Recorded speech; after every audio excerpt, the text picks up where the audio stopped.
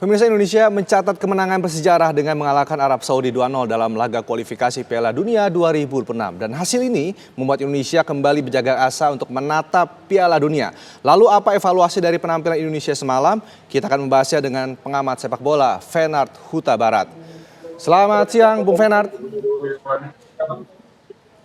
Selamat siang, Mas Rendra. Apa kabar? Bu Fenard, bagaimana Anda melihat penampilan dari timnas semalam? Ini tampaknya asa untuk lolos ke babak selanjutnya ini kembali muncul, Bung Fenard.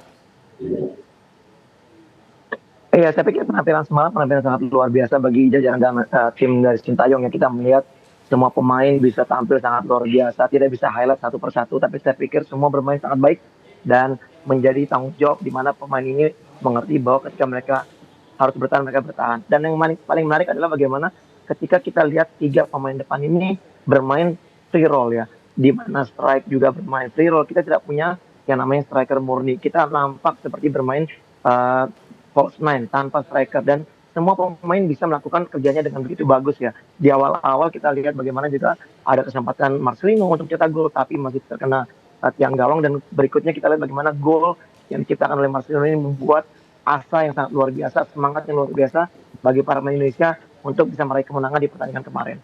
Baik, Bu Fenard, semalam STY kita melihat memakai formasi 5-3-2 atau 3-5-2. Dan apakah ini Anda melihatnya formasi yang cukup ideal untuk tim nasional Indonesia saat ini, Bung Fenard? Sebenarnya kalau saya melihat kasat mata saya tetap dengan 3-4-3 ya. Dimana kita lihat di kanan pertama sekali memulai permainan itu Marcelino di kanan, di kiri ada Ragnar, di tengah ada strike, tapi mereka bisa berformulasi berubah menjadi 3-5-2, bahkan juga mereka bisa berubah menjadi kembali ke 3-4-3. Saya pikir ini sangat cair apa yang ditunjukkan, dan apabila kita lihat semua pemain tampil sangat luar biasa, apalagi ya dengan kedua flank kita. Ada Verdong, ada Sandy Walsh yang begitu luar biasa naik turun untuk memberikan membantu serangan dan juga bertahan dengan sangat baik. Bahkan kita lihat di mana gol kedua dari timnas kita ini diciptakan oleh Marcelino dengan umpan dan juga overlapping seorang Verdong yang berada justru malah bukan di posisi awalnya dia, yaitu bermain di sektor flank kanan. Ini luar biasa penampilannya. Baik, dari sisi Arab Saudi, Bung Fenard, kehadiran Herve Renard ini tampaknya awalnya akan membuat Arab Saudi ini bangkit. Namun ternyata penampilannya kurang maksimal semalam. Ini apa faktor penyebab dari turunnya penampilan Arab Saudi semalam, Bung Fenard?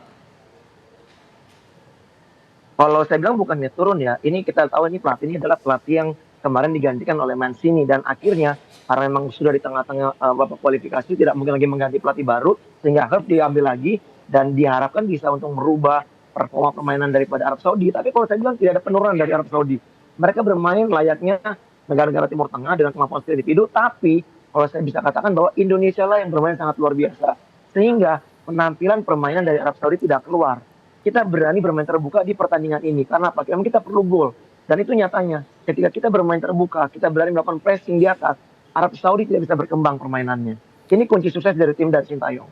Baik, berarti timnas kita justru yang bermain sangat baik semalam ya, Bung Fenard. Dan untuk pertandingan selanjutnya ini ada Australia dan juga Bahrain yang sudah menunggu. Namun tampaknya ada beberapa pemain yang juga harus absen, seperti Hubner dan juga Orat Mangun ini tampaknya juga harus absen. Ini STY harus berbuat apa untuk mengantisipasi hal ini? Iya, tentunya kita tidak bisa meragukan juga pemain yang lain ya, karena kedalaman spot ini adalah pemain pilihan daripada STY, tentunya pasti akan banyak bisa dimainkan. Kita tahu apabila kehilangan seorang striker atau juga pemain flank, kita masih ada Sayuri, apabila kehilangan Hubner, kita masih ada Jordi Amat, masih ada juga Messenger. Tapi ini bagaimana nanti kecocokan dari tim yang akan dilawan, karena berikutnya kita akan lawan Australia, di kandang Australia, tentunya juga pasti akan ada strategi yang berbeda dari Sintayong nanti. Mudah-mudahan kita bisa memberikan hasil positif juga, menahan Australia di kandang juga udah cukup bagus. Paling tidak kita menjaga asa tetap berada di peringkat ketiga. Bahkan kalau kita pun harus bisa di peringkat keempat di akhir dari grup ini, saya pikir masih ada kesempatan untuk bisa lolos ke Piala Dunia di round 4 nanti.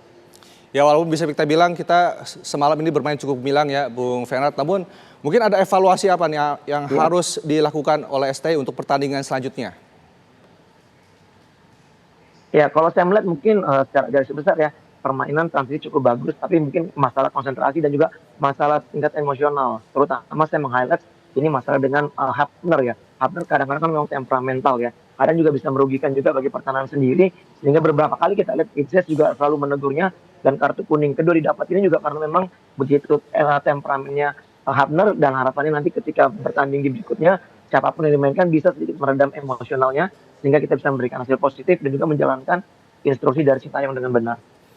Baik, terima kasih Bung Fenar Huta Barat. Kita harapkan bersama performa timnas ini tetap gemilang di pertandingan selanjutnya. Terima kasih Bung Fenar. Ya.